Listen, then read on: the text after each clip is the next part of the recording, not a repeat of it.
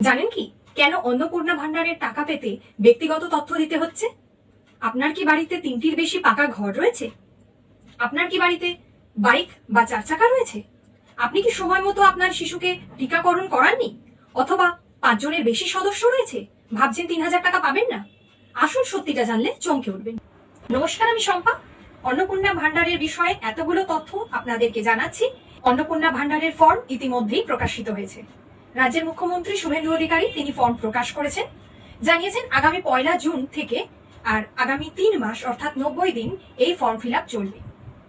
কিন্তু এই ফর্ম নিয়ে ইতিমধ্যেই অনেক রিউমার্স দেখা যাচ্ছে। অনেকে বলছেন 12 পাতার ফর্ম ফিল আপ করতে হবে, যা অনেকটাই বড় এবং অনেকটাই সময় লাগবে।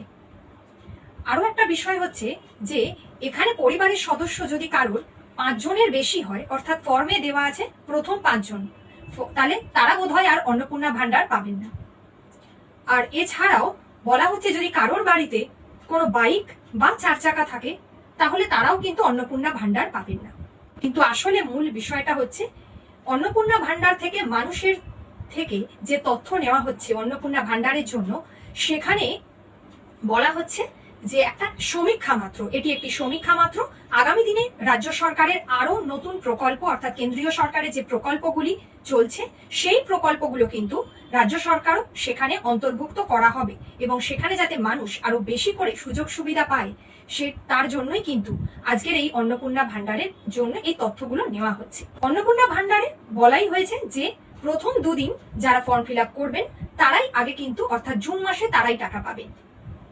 12 পাতার ফর্ম, তাই ভয় পাওয়ার কোনো কারণ নেই।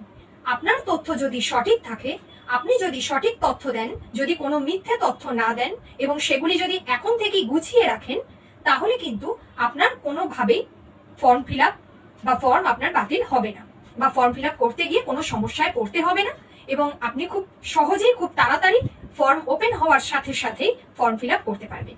এই ওয়েবসাইটে আপনি আপনার সমস্ত তথ্য পাবেন, অর্থাৎ আপনার যে অন্নপূর্ণা ভান্ডারের যে ফর্ম, সেটাই কিন্তু এই ওয়েবসাইটে কিন্তু আপনি পেয়ে যাবেন। এবারে আসবো যে বিষয়টা, যে আপনাকে কি কি জানাতে হবে। প্রথমত, আপনার কাছে যে 12 পাতার যে ফর্ম রয়েছে, সেখানে কি কি তথ্য আপনার থেকে জানতে চাওয়া হচ্ছে। 1 নম্বরে লিখুন আপনার পরিবারের প্রধানের নাম, পুরো নাম লিখবেন, আধার কার্ড অনুযায়ী নাম লিখবেন। 2 নম্বরে তার জন্ম তারিখ এবং তারপর 3 নম্বরে পরিবারের প্রধানের লিঙ্গ, পুরুষ নাকি মহিলা। পরিবারের প্রধানের আধার নম্বর লিখুন। ডিজিটাল রেশন কার্ডের পারিবারিক যদি আপনার আইডি থাকে সেটি লিখুন। 6 নম্বরে পরিবারের সদস্য সংখ্যা, 7 নম্বরে আপনার ঠিকানা, স্থায়ী ঠিকানা, 8 নম্বরে যোগাযোগ নম্বর, 9 নম্বরে জন্ম তারিখ, লিঙ্গ, পরিবারের প্রধানের